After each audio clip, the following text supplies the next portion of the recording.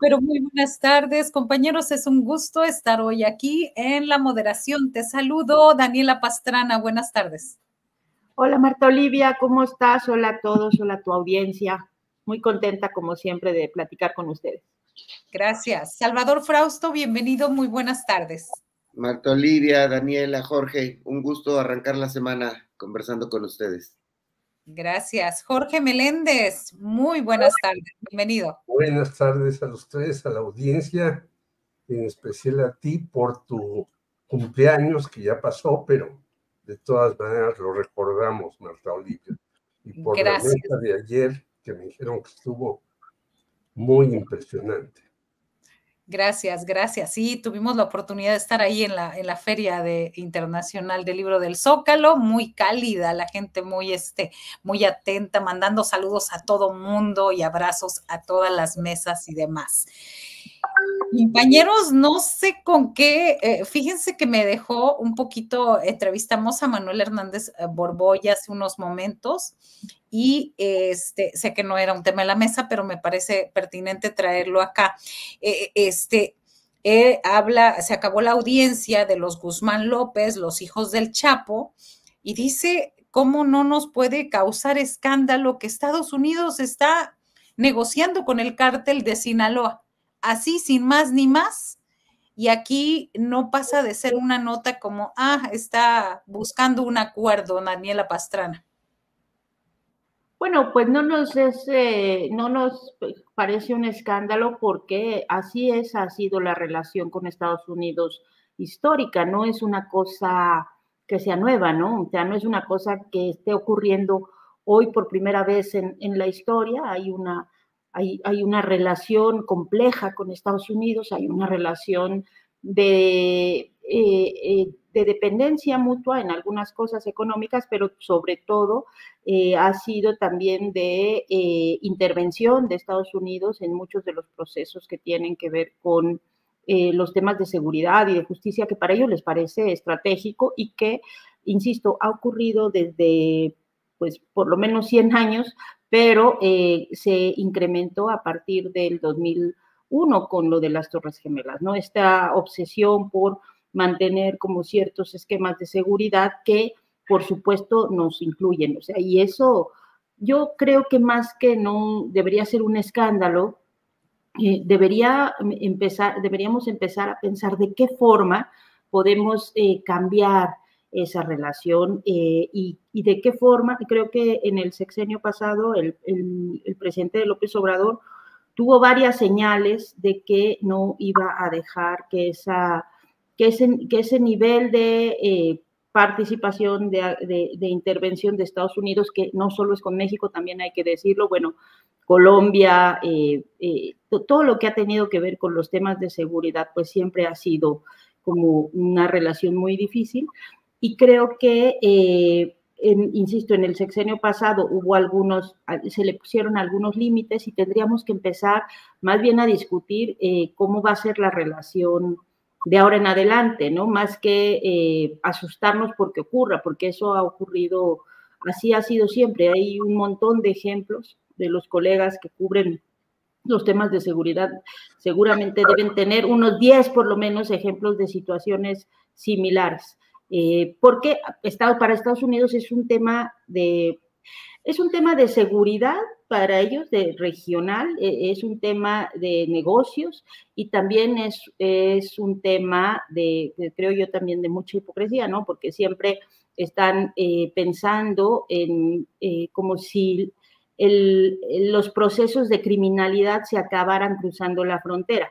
Nunca nos cuentan qué pasa con sus propios formas de distribución, cómo llegan muchas de estas formas de criminalidad desde la frontera sur hasta la frontera norte de su país, ahí nunca se ocupan, pero, y siempre están con los ojos mucho más puestos en el resto de los países de América, pero pues es, ¿no?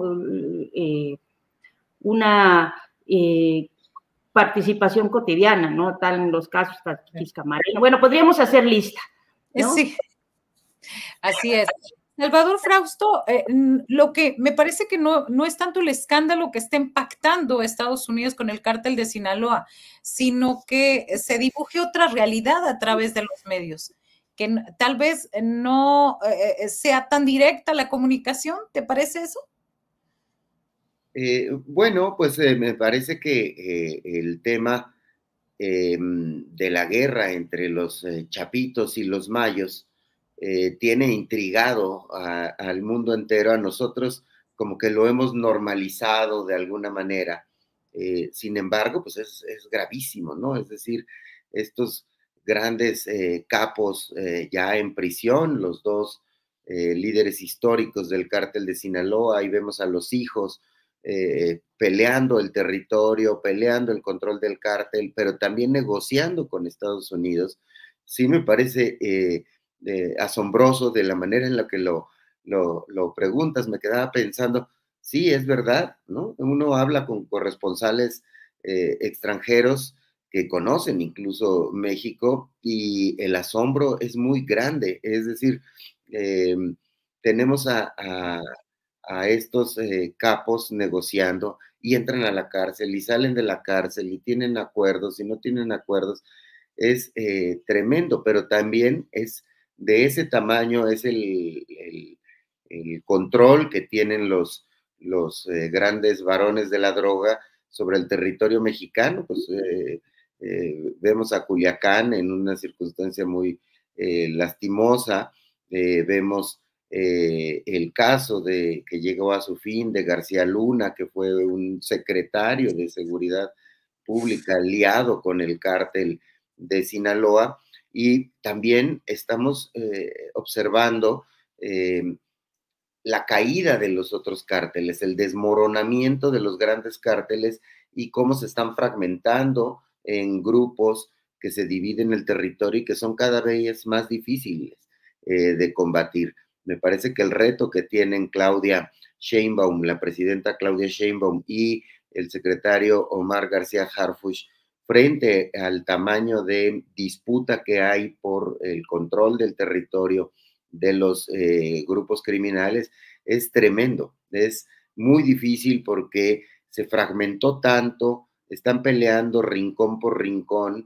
Vemos, por ejemplo, publicábamos ayer en la revista Dominga un texto de mi colega Oscar Valdera sobre cómo se ha desarticulado el grupo de los Zetas, este grupo criminal, y sin embargo menciona, por ejemplo, las facciones que tiene ubicado el ejército ahora y que algunos siguen llamándose Zetas y que algunas de las que extorsionan usan el timbre o el nombre o el sello de los Zetas o de la Unión Tepito o del cártel de Sinaloa, y no sabemos bien a bien si son realmente, es decir, ya no están tan organizados. Es cada vez más difícil, me parece, el combate al crimen organizado, Marta Olivia. Gracias, Salvador. Jorge Meléndez, tú con más amplia experiencia, algunos años que nosotros, ¿hemos normalizado este discurso de la violencia? Perdón, Salvador, ¿querías decir algo? ¿Poquito? No, era una broma. 2 o 3 años mayor que yo, mi amigo Jorge. No.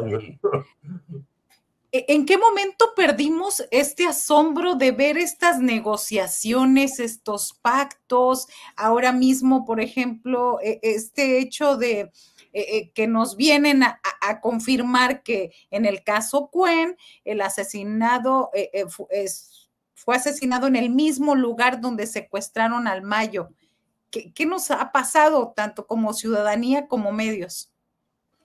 Bueno, a mí no me asombra, porque yo he investigado eso desde antes de que investigué el asesinato de Manuel Buendía, en el cual el maestro Miguel Ángel Granados Chapa, que estaba junto conmigo en la Unión de Periodistas Democráticos, dijo que fue el primer asesinato del narco a un periodista importantísimo. Pero ya en Colombia había habido ejemplos anteriores, y vemos que Estados Unidos es un país intervencionista, no solamente en México, en Colombia, en donde sea. Por lo tanto, yo no veo aquí un asombro mayúsculo. Sí, hay nuevas negociaciones, hay formas diferentes de hacer las cosas según los presidentes y lo demás. Bueno, hasta el señor Obama, que todo el mundo esperábamos que fuera un señor más civilizado, ha sido el que ha deportado más de Estados Unidos, el que ha apoyado más a Ucrania y a otros países. O sea, no se trata de un personaje, sino se trata de un sistema político que nosotros lo denunciamos hace muchísimos años y que hace acuerdos con el narco. Por fortuna, hay algunos compañeros con los que nosotros hemos hablado que viven en Estados Unidos y van a tratar de coordinarse para hacer un libro sobre los cárteles en Estados Unidos, que también existen.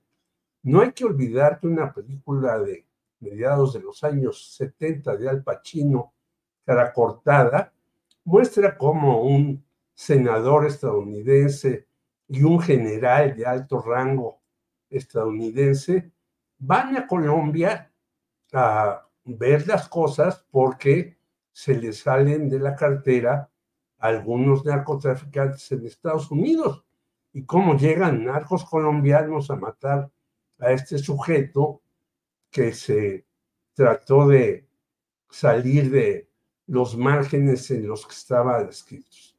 Bueno, ¿qué pasa en Estados Unidos?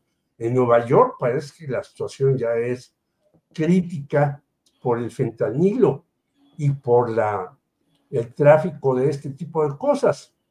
Y luego tenemos algo que ya hemos dicho en este programa, como en Estados Unidos, pues perdonan a el grande, por decir el último o el más reciente nombre, porque dijo esto y esto y esto de una serie de personajes, entre ellos García Luna, que están metidos en este negocio, que es un negocio para Estados Unidos, ahora muy irritante, porque mueren 100,000 estadounidenses al año por el fentanilo y van a morir más porque cada vez las drogas son más baratas y más perjudiciales.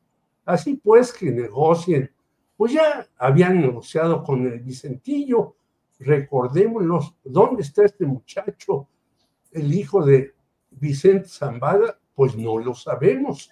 Como no sabemos dónde están algunos de los capos mexicanos a los cuales ya perdonan. A otros los matan, como a González Calderoni, que era el antecedente de García Luna, por ejemplo.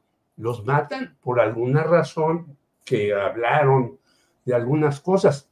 Y la DEA también no es un organismo de putrefacción, no lo digo yo, lo dicen personajes que han hecho libros acerca de la DEA y la CIA y lo demás, que nosotros resentimos con el caso Kiki Camarena. Kiki Camarena estaba investigando el asunto, era en contras y también por eso lo mataron. O sea, hay un cochinero terrible en el mundo y en Estados Unidos también, que ellos no se atreven a tocar porque son los grandes negocios que tienen a nivel mundial. Por lo tanto, que negocien con unos, con otros, que a veces les den rifles, la famosa Operación Rápido y Furioso, recordemos en qué paró. Se paró en que recibimos alrededor de 6 o 7 mil armas, supuestamente con chips para localizar a los narcotraficantes, y no se supo después nada.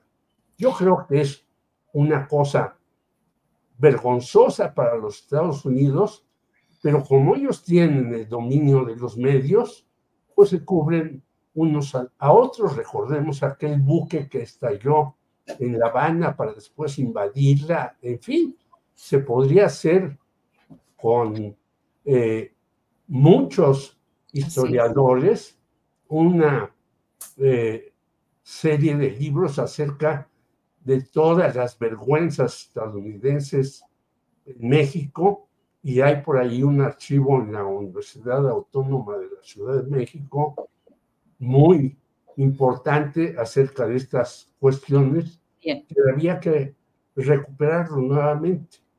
Sí, tal vez lo que todos reporteros, lo que me gustaría ver en un titular es del New York Times o del Washington Post es negocia Estados Unidos con el cártel de Sinaloa, ¿verdad? O sea, algo que no va a suceder. No en sí la negociación de lo que han hecho ni los procesos de negociación y conciliación con los grupos del narco, sino que eso apareciera como un titular periodístico, ¿verdad? Esa sería la gran novedad. Y una investigación también, porque pues deben autoinvestigarse, no solamente investigarnos a nosotros, ¿no? Claro, pero solo como eso, el reconocimiento de que están haciendo eso, bueno, no lo harían, ¿verdad? Pero bueno, vamos de ese tema, si les parece, hablar de Chiapas. Chiapas, los desplazados ahí en la zona limítrofe con Guatemala, Chiapas de los Altos, Chiapas de San Cristóbal, y ahora la ejecución, porque no se puede llamar de otra manera, la ejecución como un sicario llega y asesta 6 o 12, no recuerdo ahorita cuánto nos dijo Isaín Mandujano, cuántos balazos le asestó al padre Marcelo Pérez Pérez. Daniela Pastrana. Marta Olivia, pues fíjate que es imposible no pensar cuando escuchas esta historia en la de Monseñor Romero, ¿no? Como la forma en la que lo mataron en El Salvador también, a una persona que está haciendo un trabajo que ha pugnado por procesos de diálogo y pacificación, y que por supuesto en ese nivel y en esas condiciones pues impacta muchísimo a la comunidad, porque es una persona que está tratando de trabajar por la pacificación del lugar, por mantener el diálogo, y pues los matan con esa impunidad, así como dices, una ejecución con una impunidad enorme. Al salir de la misa, cuando dice se han perdido como muchos referentes o muchos pues,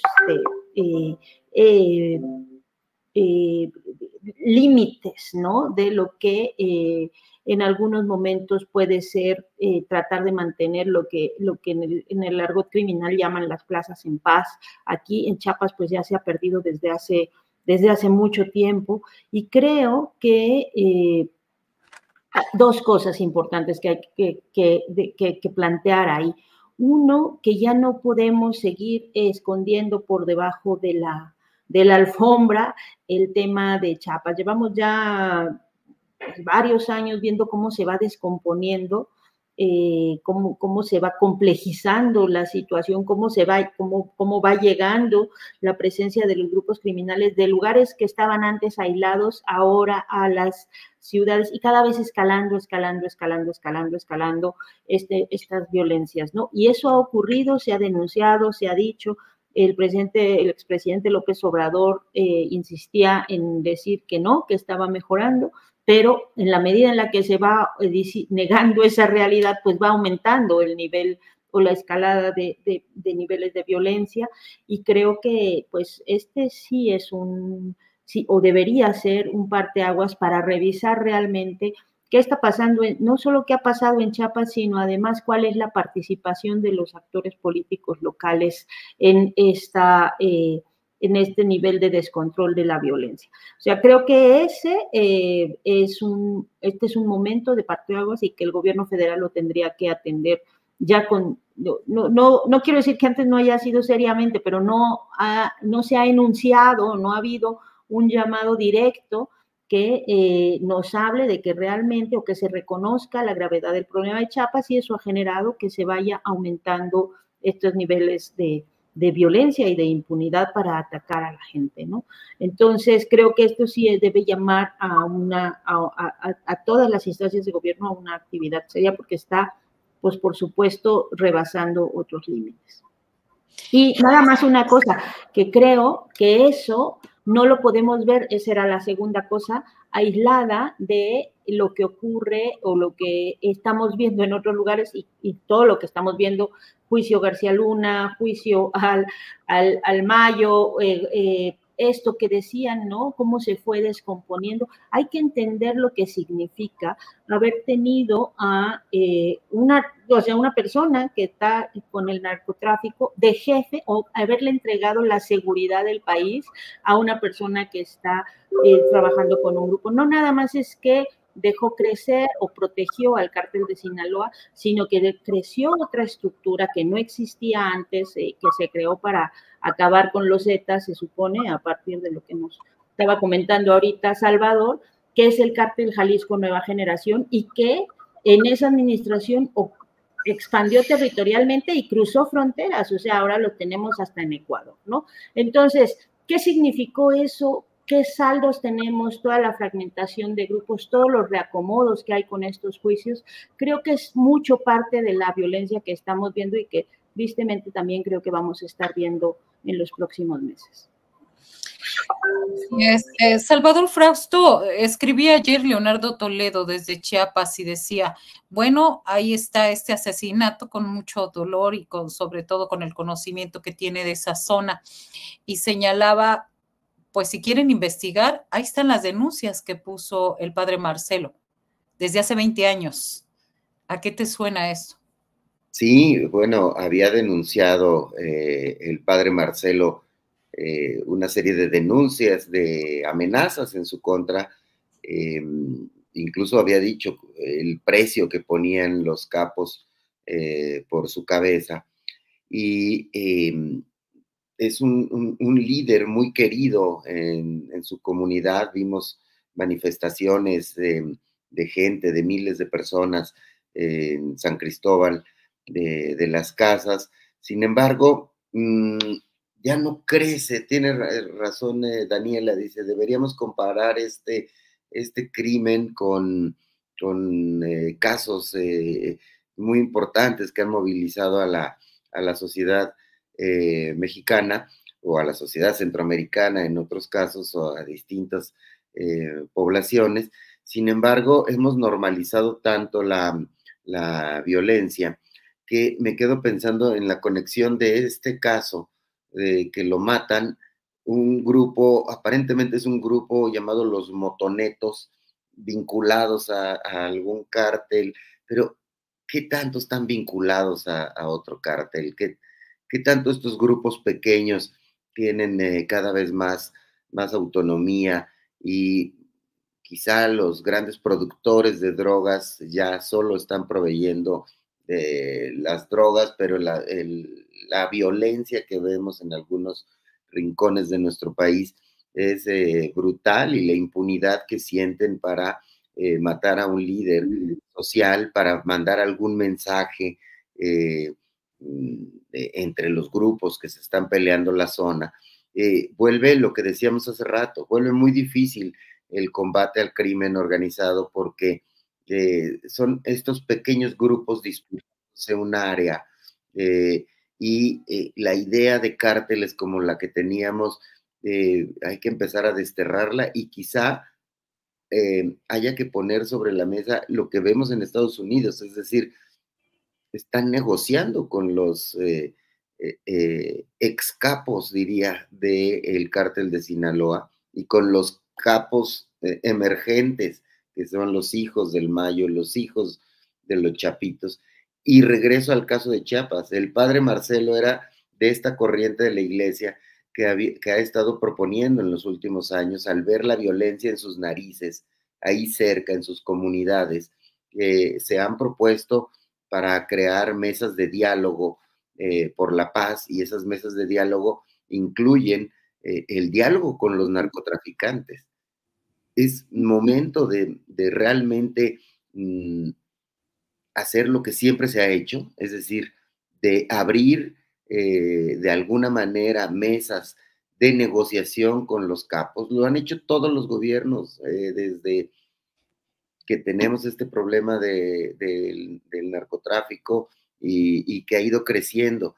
Y me parece que es probable que tengamos que buscar maneras de hablar, de negociar con los narcotraficantes, de crear algún tipo de mesas, de un tipo de pactos, porque se han intentado unas y otras cosas. Veíamos hace 1 o 2 semanas salió un estudio en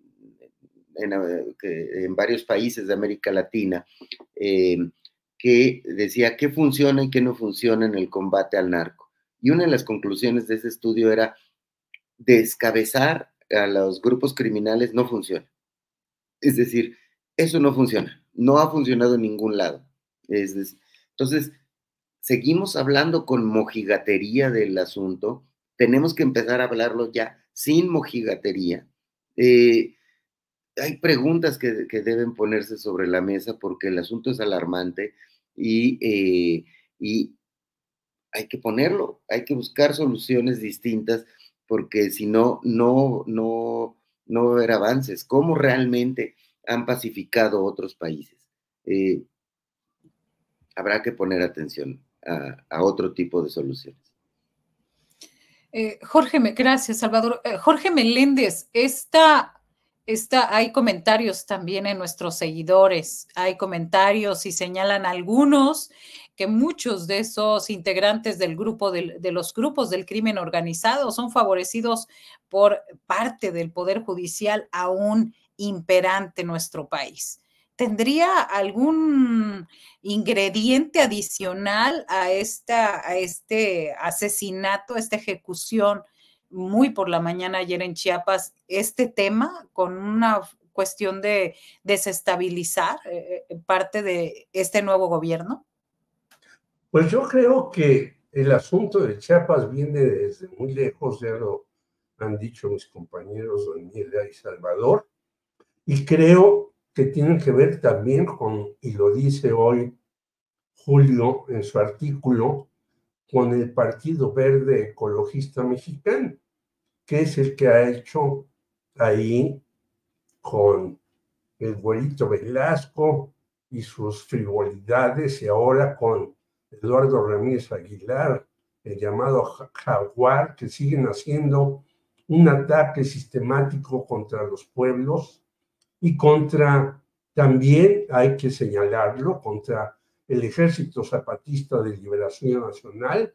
No hay que olvidar que Marcelo Pérez, este cura, era tzotzil, ligado también al Caracol Jerusalén, en donde hay un ataque contra estos compañeros que es sistemático, no solamente del Poder Judicial, sino del Poder Ejecutivo de Chiapas, tan grave que hasta un señor que es senador, que estaba ligado a TV Azteca, no sé si siga ligado a él, Luis Armando Melgar, dice, hay que pacificar esto porque se está desbordando tanto que ahora los chiapanecos están yendo a Guatemala a refugiarse. Antes sabíamos que en todos los gobiernos que estaban ligados y que crearon a los caiviles y a esta serie de rufianes armados, los guatemaltecos venían para acá. Afortunadamente, en Guatemala ahora hay un poder democrático con Bernardo Arévalo, hijo de un señor a quien Estados Unidos no solamente le dio un golpe de Estado, Juan José Arévalo, cuya hija está casada con Enrique Semo Calef, un brillante historiador marxista mexicano, pero que hay un ataque desmedido en contra de los pobladores de Chiapas. Nosotros volteamos para Culiacán y para Nuevo León y para Guanajuato. No, ahí en Chiapas la cosa está verdaderamente terrorífica. Y esto se debe a que los gobiernos locales se mandan solos. Lo dice Julio hoy, nuevamente repite lo del Partido Verde Ecologista Mexicano, que es el de las 4 mentiras, y en efecto, y desde hace tiempo, los pobladores de ahí se han organizado, han defendido sus territorios y demás, pero pues no pueden más. Yo creo que el gobierno federal mexicano debería de poner un alto ahí, porque además están depredando la selva, las aguas y demás, y esta es una región estratégica incluso para México con el interoceánico para poder tener la relocalización. Bueno, ya hasta para defensa del gobierno mexicano debería de poner orden ahí. Ahí hay una cantidad de grupos muy ligados al cártel de Jalisco Nueva Generación que están no solamente matando ya a pobladores, sino hasta sacerdotes. Dice bien Daniela Pastrana lo de Óscar Arnulfo Romero. Cuando fue aquello, pues fue una cosa gigantesca. Ahora ya recordemos a los jesuitas que mataron en Chihuahua. No han detenido a los culpables. Recordemos que por aquellos años andaba por allá el señor Javier Corral, que ahora es senador de Morena, muy girito diciendo que iban a agarrar a los culpables y que iban a detener a los que habían mandado matar a Miroslava Brick, y no ha sucedido nada. Yo creo que es hora de poner orden en nuestro país para bien de los pobladores, pero hasta del propio gobierno, que necesita pacificar las cosas en este país para que vayamos adelante en muchas de las cuestiones que se han creado y que se han realizado, que son importantes, que son avances, que las personas están felices con ello, por eso la votación a Morena, pero hay que poner también orden en estos lugares en donde los gobiernos locales les dan manga ancha a los delincuentes para hacer lo que les da la gana, entre ellos la trata de mujeres y el cobro de piso. Así es. Justo hoy se da a conocer por parte de datos oficiales del Instituto Nacional de Estadística y Geografía de nuestro país, el INEGI, la más reciente encuesta de la Nacional de Seguridad Pública Urbana, la ENSU, donde Tapachula ha desplazado a Fresnillo como la ciudad con mayor percepción de seguridad. Así que más allá de una información o de una especulación y demás, los datos duros de lo mismo oficialismo, ahí están. Hoy, ese es para cerrar con esto. No sé, Daniela, si has pensado en un mundo increíble donde puedas asistir a una protesta, declararte en huelga laboral, pero que tu chequecito llegue puntualito, tal, cada quincena, con tus vales, con tu derecho a celular, con tus vales de gasolina, vales de comida, vales de muchas cosas. Vamos a ver este segmento breve de la presidenta Claudia Sheinbaum Pardo, donde le preguntan por la mañana, pues, ¿qué piensa de este ejercicio de las contramañaneras? Porque, pues, yo quiero un trabajo así, no sé ustedes, pero vamos a ver primero, producción. Y por último, presidenta, los magistrados y jueces del Poder Judicial desde hoy darán una conferencia matutina en el mismo horario de su conferencia. Saber cuál es su opinión al respecto. Gracias. Pues están en su derecho. Valdría la pena saber por qué están en paro y siguen cobrando sus salarios. Pues es algo relevante. Son más de 13,000 casos que están parados. Entonces, si están en paro, ¿por qué siguen percibiendo salarios?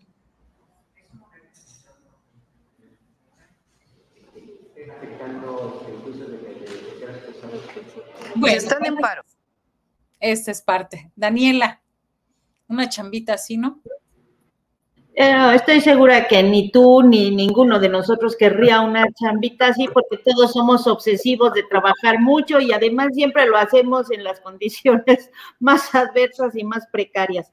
Pero lo que sí creo, Marta Olivia, es que, mira, yo creo que los jueces no han terminado de entender que el país cambió, que la sociedad en general en México en estos años ha tenido un proceso muy amplio de politización, de concientización, podríamos decir, y que con cada acción que hacen terminan, dirían, cavando la tumba, o sea, poniéndole los últimos clavos a un proceso que parece que no tiene marcha atrás, y no tiene marcha atrás porque la mayoría de la gente decidió que así fuera, o por lo menos la mayoría de la gente que fue a votar, que al final de cuentas es como, esas son las reglas de la democracia liberal que tenemos. Y se decidió que tuvieran mayoría para hacer esta reforma, y se decidió pues que esta reforma ante un poder que está muy alejado y que ha sido muy alejado de la población, que durante muchísimos años, no es una cosa nueva ni porque López Obrador nos lo haya dicho, o sea, para todas las personas es una verdadera tortura tener que enfrentarse a un juzgado, o sea, nunca se resuelve nada, hay juicios que duran 18 o 20 años, papeleo, y siempre parece que los jueces van en contra de tus intereses a menos que tengas mucho dinero. Entonces, pues la mayoría de la población quiere que eso cambie. Si esta es la reforma correcta o no, bueno, pues eso pues ya tocará a todos irla perfeccionando, como en 1970 y tantos, cuando se hizo la primera reforma electoral para que hubiera partidos de oposición en las cámaras, pudieran, o sea, para que pudieran tener acceso. Bueno, pues después ha habido otras reformas, pero eso es lo que la mayoría de la gente quiere que cambie.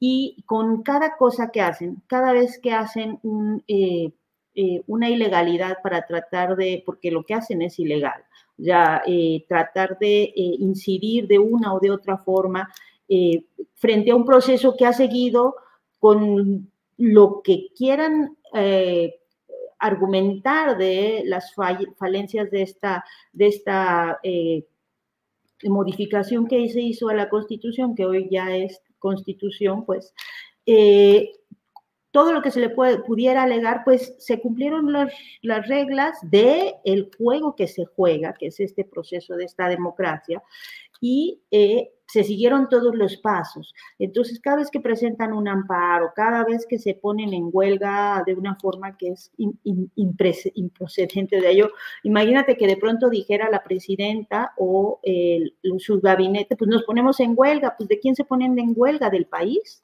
¿O de quién se van a poner en huelga? Estos son servidores públicos y tienen una responsabilidad con la sociedad, y ellos no pueden estarse parando los procesos judiciales, y de por sí los juicios se pueden tardar de muchos años. Pues imagínate si aparte todavía nos dicen, pues y aparte me voy a paro. O sea, ellos tienen esa responsabilidad.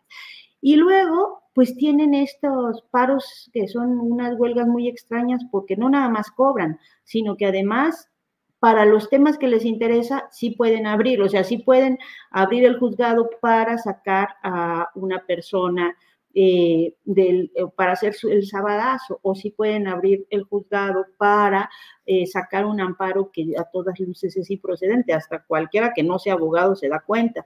Entonces, me parece que con cada acción, esta última de las conferencias, yo me enteré hoy que iba a haber una conferencia, no la he podido ver, la que tuvieron, pero me parece que cada una de esas acciones es no sé, alguna vez le escuché a Tere Rodríguez de la Vega aquí en la mesa en la que entra los miércoles, decía que Xóchitl Gálvez era una máquina de perder votos, y me quedó muy grabado, y ahora pienso que es eso, ¿no? El Poder Judicial, los jueces están siguiendo ese camino, es como una máquina de desacreditarse una y otra vez con cada acción que hacen.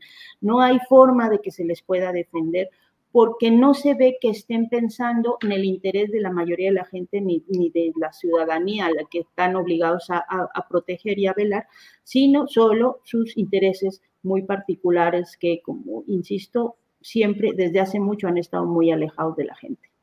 Así es. Gracias, Dani.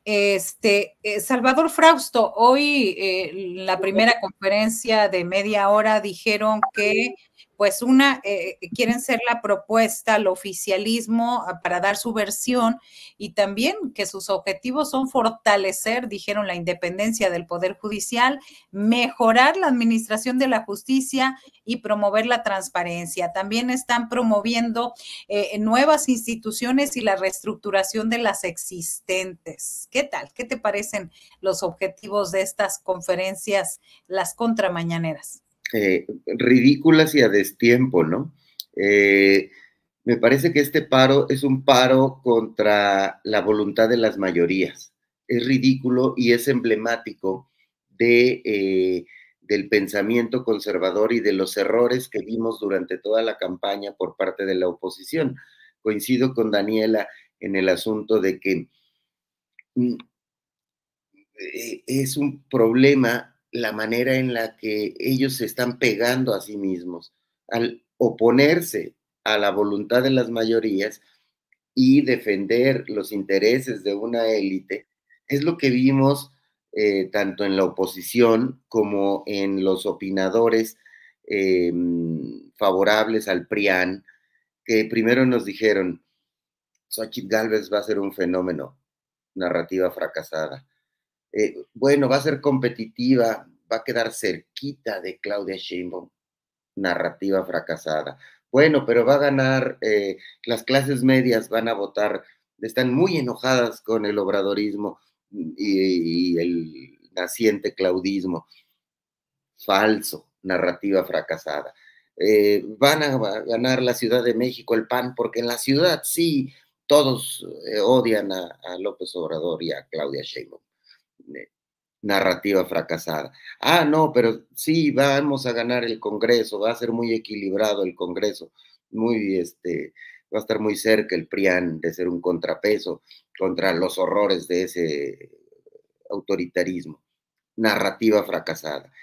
Lo de la reforma fiscal, la gente apoya la reforma fiscal, la gente repudia a los jueces, repudia a los magistrados y a los ministros de la Suprema Corte, sobre todo a Norma Piña, porque se reunió en lo oscurito con Alito, el del PRI, porque estuvo jugando a favor del PRIAN abiertamente como ministra de la Suprema Corte, porque desde el 2021, un poquito después, para acá, la Suprema Corte sirvió a los intereses políticos de la alianza opositora. Se desacreditan y son, en efecto, como citó Daniela, de nuestra compañera Teresa, una máquina de perder votos, una máquina de desacreditarse, una máquina de no entender que están en contra de la voluntad de las mayorías y que están defendiendo las peores causas, las causas de las élites. Vemos a esta, y con eso cierro, a esta jueza que pone el amparo y sale a protestar de nombre Nancy Juárez Salas. Esta jueza tremenda, o sea, tiene una cantidad de denuncias, decenas de denuncias de abuso laboral, de acoso laboral, ha tenido suspensiones, ha favorecido a empresas y está documentado.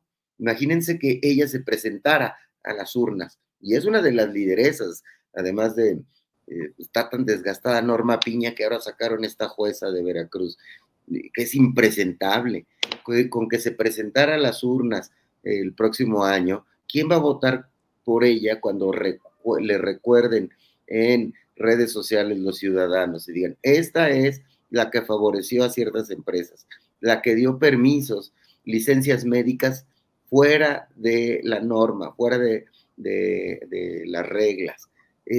Acosó, abusó, explotó a sus trabajadores, a los de su oficina. Es un expediente negro el que tiene esta mujer, Nancy Juárez, es decir, tremendo.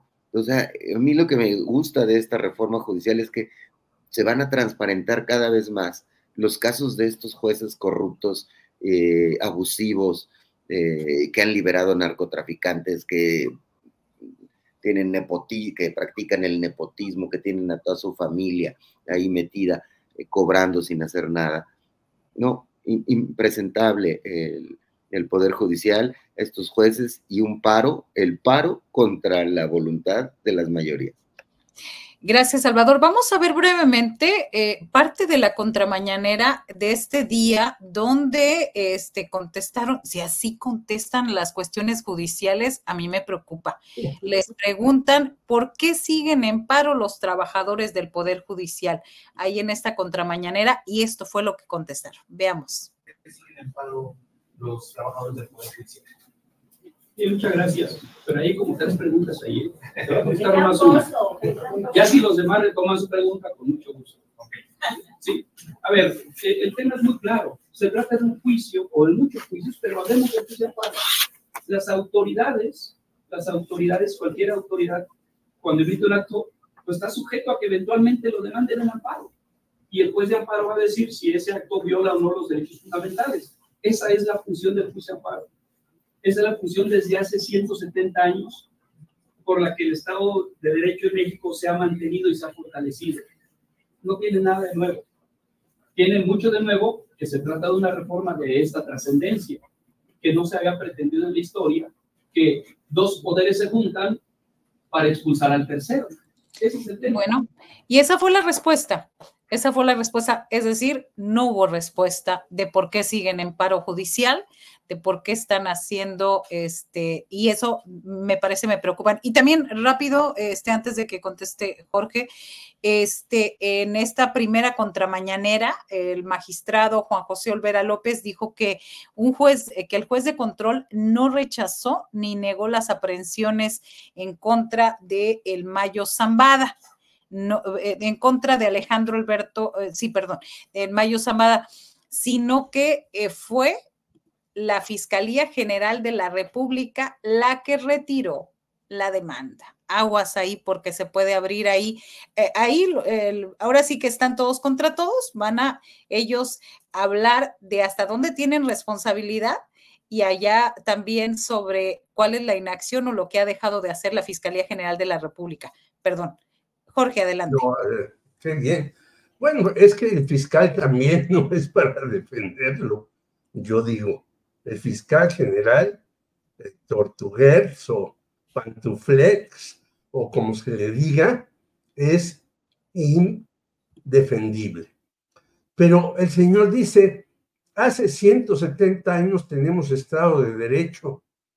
Pues yo le diría a este señor, pues vaya usted a un juzgado como culpable aparente de algo. Yo he estado en varios, en el caso de Mario Marín, en el caso de los hermanos Briviesca, en el caso de varios otros, y no, hombre, pues entrar a un juzgado es que tienes que perder varios días y a veces estás toda la mañana y no te reciben. Y dicen, venga al día siguiente. Y el Poder Judicial en México está hecho para los ricos. Por eso un señor Ignacio Burgoa, que era el rey del amparo, que vivía por acá, por Coyoacán, era famosísimo.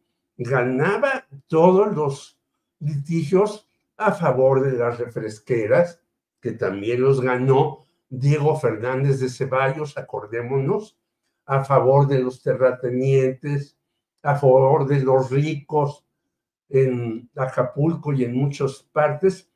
Pues ese es el sistema judicial que tenemos, señor, hace 170 años y por eso estamos en contra de él. Y todos los pobres, pues tienen que navegar en aguas no procelosas, sino en mares embravecidos que se los llevan. Tiene razón Daniela, no es lo que queremos ni querremos. Tú trabajaste, Marta Olivia, hasta el día de tu cumpleaños estabas ahí chambeando y uno tiene que salir corriendo cuando hay alguna llamada de algo. No es el asunto de que nos paguen o no nos paguen, que por cierto, a los periodistas nos pagan muy mal. Nosotros conseguimos, cuando yo estuve en la UPD, los 2 salarios mínimos, cuando menos para los periodistas, pero no los pagan en los medios. En muchos medios se les contrata al periodista por honorarios profesionales, como llaman, o sea, por un salario que te dan y cuando quieren te despiden. Pero el problema del Poder Judicial es que está cada vez más desacreditado.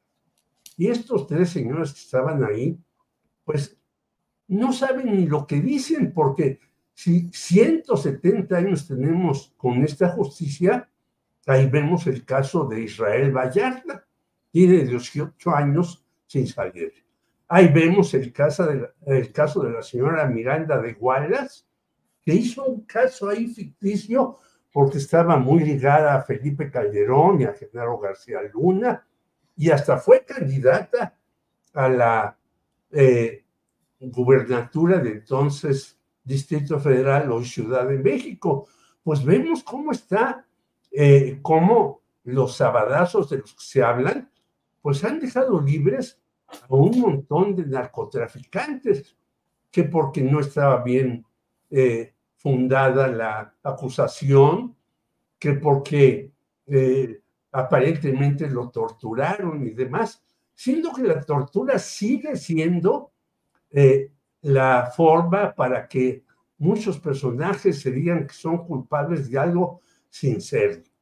Por lo tanto, yo creo que puede ser discutible cómo se están haciendo las cosas, según el abogado laboralista Manuel Fuentes, pero que el descrédito del Poder Judicial es total y absoluto, pues simplemente hay que ir a un juzgado. Aquí enfrente de la Secretaría de Relaciones Exteriores hay uno. Vamos a ver las largas colas y cómo simplemente yendo de observador, los que reciben el dinero a veces no son los jueces, pero sí los secretarios.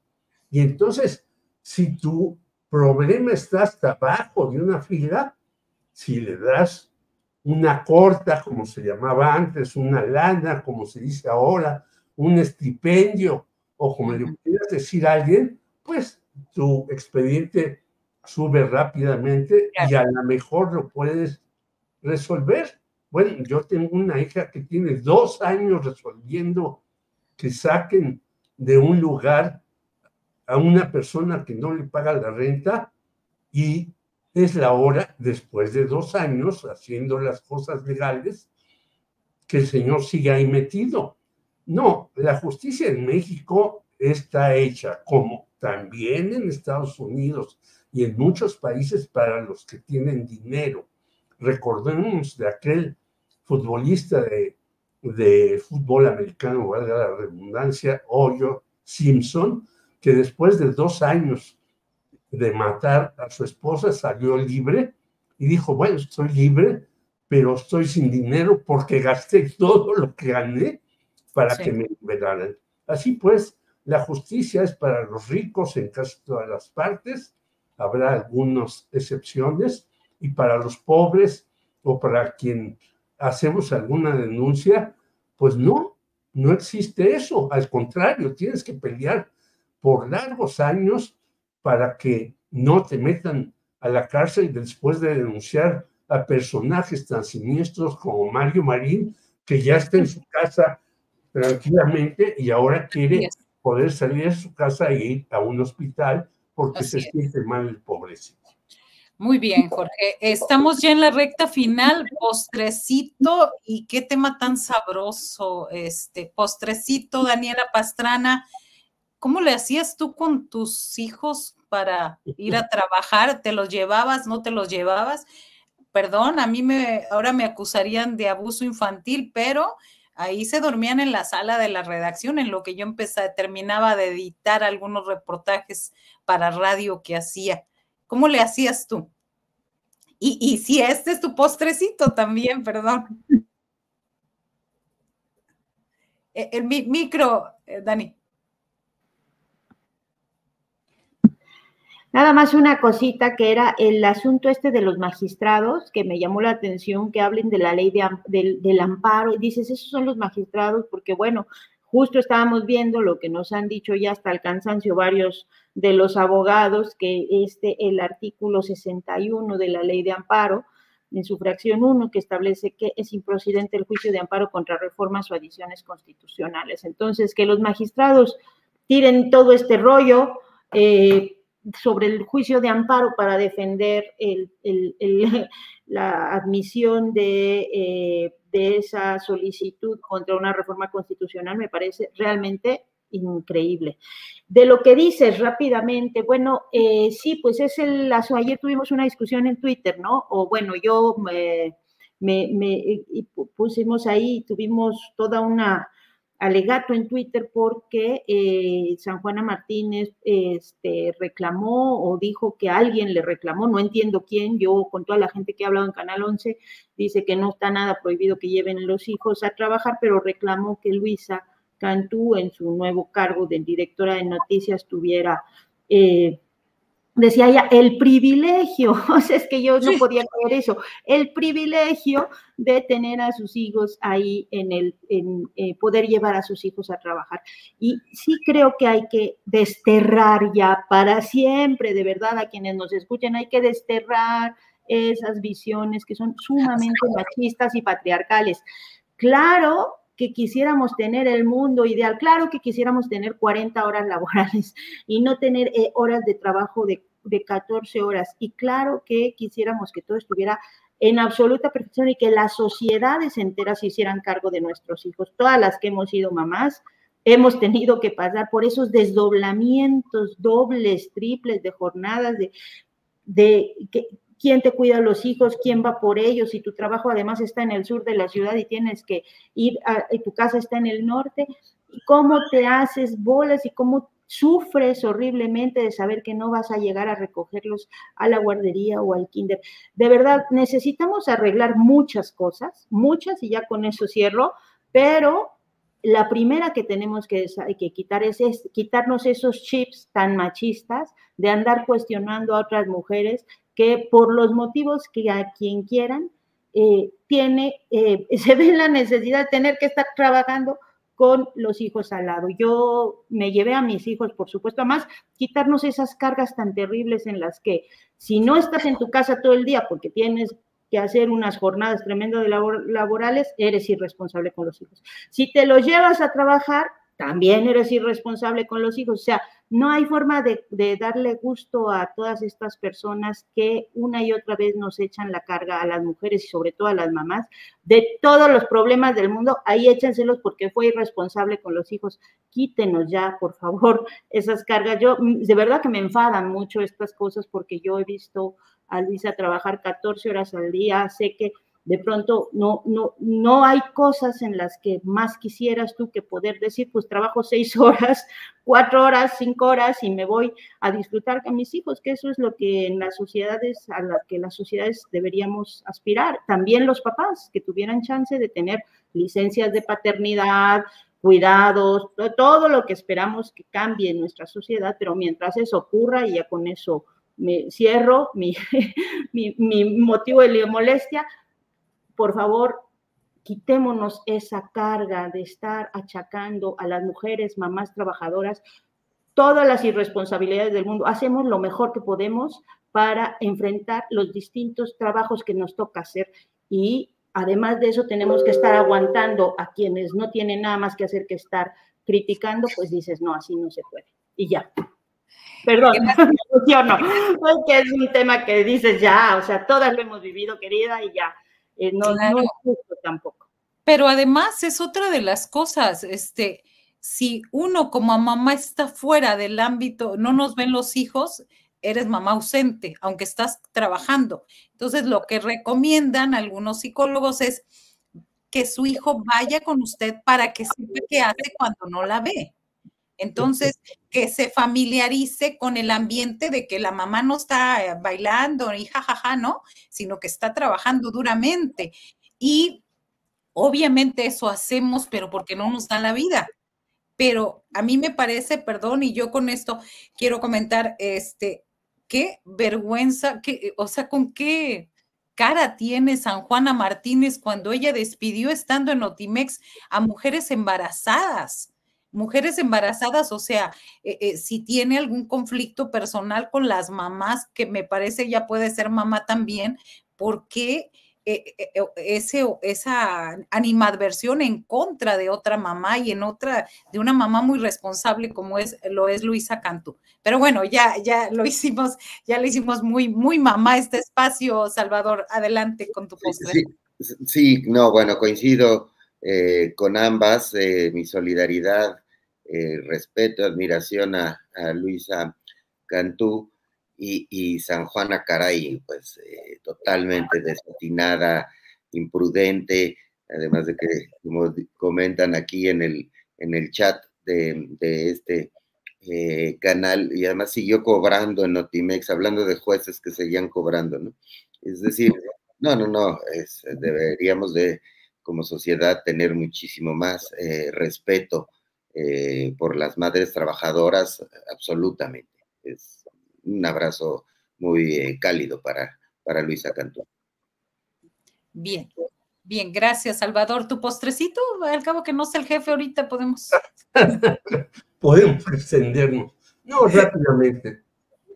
Yo reclamo a San Juana Martínez que hizo con cerca de 1,000 millones de pesos mientras estuvo en huelga en Notimex.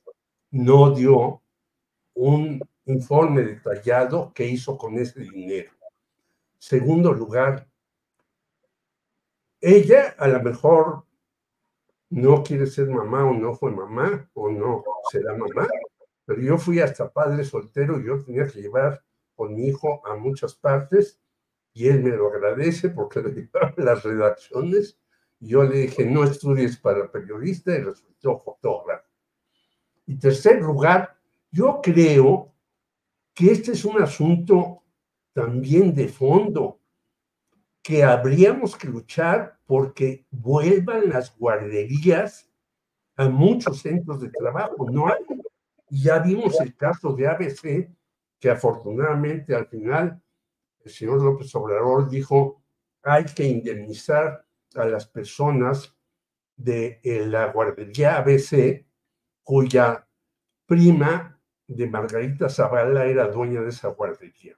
Hay que tener guarderías en las redacciones, en los periódicos, en muchos lugares, para que las mamás puedan hacer su trabajo y estar muy cerca del hijo.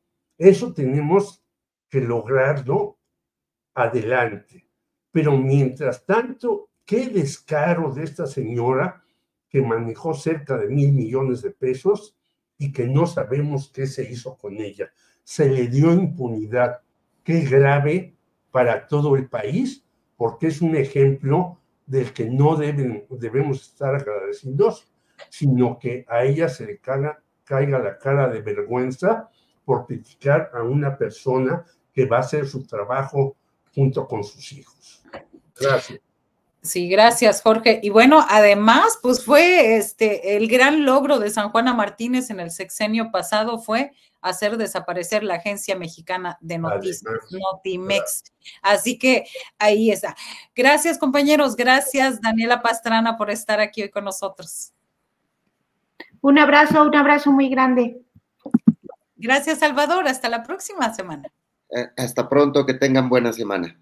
Gracias. Jorge Meléndez, un abrazo. Gracias a todos, que estén muy bien y muy importante estos diálogos. Gracias. Muy buenas tardes.